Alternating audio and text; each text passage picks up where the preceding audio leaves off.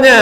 Disitulah dia sadar satu-satunya jalan untuk membersihkan tangannya adalah dengan membunuh nabi palsu bernama Musailamah Al-Kadzab. Apa yang terjadi? Musailamah sang nabi palsu mati di tangan Wahsy. Taubat tidak cukup hanya dengan astaghfirullah. Masuk Islam tidak cukup hanya sekedar asyhadu an la ilaha illallah. Kalau dulu kau garang membunuh sayyidus syuhada, setelah kau masuk Islam tanganmu mesti dibersihkan. Maka Wahsy membunuh nabi palsu bernama Musailamah Al-Kadzab, pendusta, pembohong, penipu. 70 orang penghafal Quran mati syahid pada masa pemerintahan Sayyidina Abu Bakar Siddiq. Setelah nabi palsu Musailamah Al-Kadzab mati, apa kata Wahsy?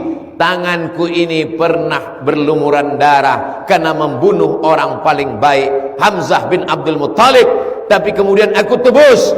Tanganku ini juga pernah berlumuran darah karena membunuh orang paling jahat, nabi palsu Musailamah Al-Kadzab. Kalau sebelum taubat berbuat zina, makan haram, maka setelah hijrah, setelah taubat, setelah masuk Islam, jangan tinggalkan bisnis, jangan tinggalkan kekuasaan, jangan tinggalkan kehebatan, jangan tinggalkan semua yang baik, tapi tinggalkan perbuatan jahat. Tetaplah menjadi bisnismen yang luar biasa, menolong agama Islam. Allah bangga melihat orang-orang yang menolong agamanya.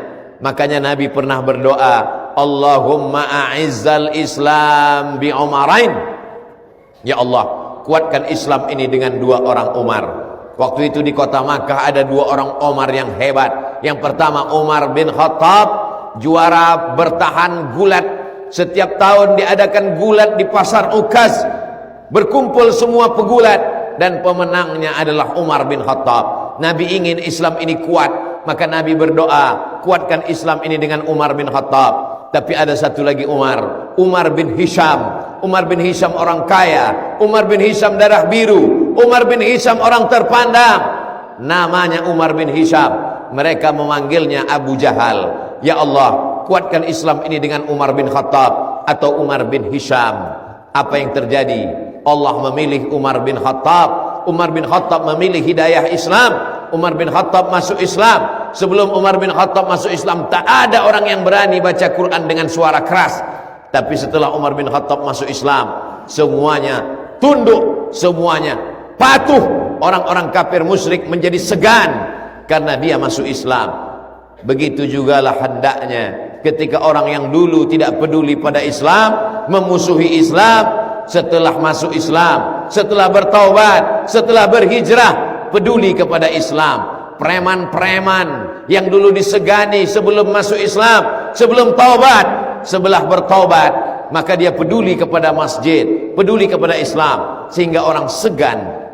Allahumma a'izzal Islam, tolong agama Islam ini ya Allah, bi Umarain, dengan 2 Umar, Umar bin Khattab atau Umar bin Hisham. Begitulah Allah subhanahu wa ta'ala memuliakan. Jangan hinakan diri dengan menghinakan Islam, jangan jatuhkan diri dengan menjatuhkan Islam.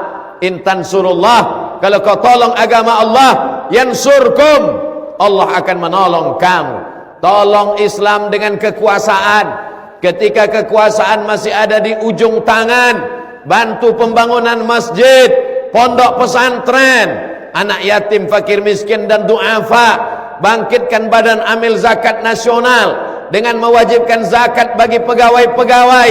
Ketika masih ada harta di ujung tangan, pakai menolong agama Allah. Ketika nafas sudah terhenti, detak jantung tak lagi bergerak, tangan tak lagi bisa menghayun, kaki tak bisa melangkah, saat itu hanya mampu berkata inna lillah wa inna ilaihi raji'un. Tak ada yang bisa dipakai untuk menolong agama Allah. Saat itu penyesalan. Apa kata mereka? Rabbana abasarna, mata kami sudah melihat azab, wa sami'na, telinga kami sudah mendengar azab, farji'na, balikkan lagi kami ke dunia ya Allah. Inna muqinun na'mal salihah, kami ingin beramal saleh. Tapi ketika itu penyesalan tak lagi bermakna. Ketika masih sehat, tolonglah agama Allah. Ketika masih ada harta, tolonglah agama Allah. ketika masih ada kuasa, tolonglah agama Allah. Agama Allah ini tinggi. Al-Islamu ya'lu wa la yu'la alaih. Agama Allah ini mulia, tak ada yang lebih mulia, tak ada yang lebih tinggi, tak ada yang lebih hebat daripada agama Allah. Andai kita tidak tolong agama Allah ini tetap mulia. Berapa banyak penguasa-penguasa yang hebat tak mau menolong agama Allah, dia mati dimakan cacing tanah. Berapa banyak orang-orang kaya yang dulu luas kebunnya, besar rumahnya, hebat kekuasaannya, tidak dia pakai menolong agama Allah tetap mulia. Dia mati masuk ke lubang tanah hanya sebagai santapan cacing tanah. Ketika masih hidup di atas dunia, kesempatan untuk beramal soleh. Adapun dosa-dosa di masa yang lalu, Nabi Adam Sayyidul Kaunain, Nabi Adam Sayyidul Bashar, meminta ampun kepada Allah. Rabbana zalamna anfusana wa illam taghfir lana wa tarhamna lanakunanna minal khasirin. Kononlah lagi kita manusia biasa yang tak pernah lepas dari silap salah dan dosa. Minta ampun kepada Allah, bukan hanya sekedar beristighfar. Minta ampun kepada Allah, bukan hanya sekedar membaca Quran. Minta ampun kepada Allah, bukan hanya sekedar solat sunat. Minta ampun kepada Allah. Wa atbi'is sayyi'atal hasanata tamhuha.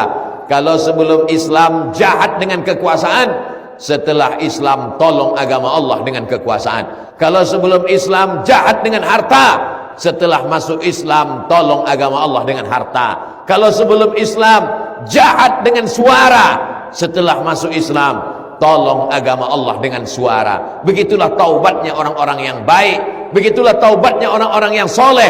Bukan hanya meninggalkan dunia. Dunia ini jangan ditinggalkan. Kalau dunia ditinggalkan, dia akan diambil oleh orang kafir.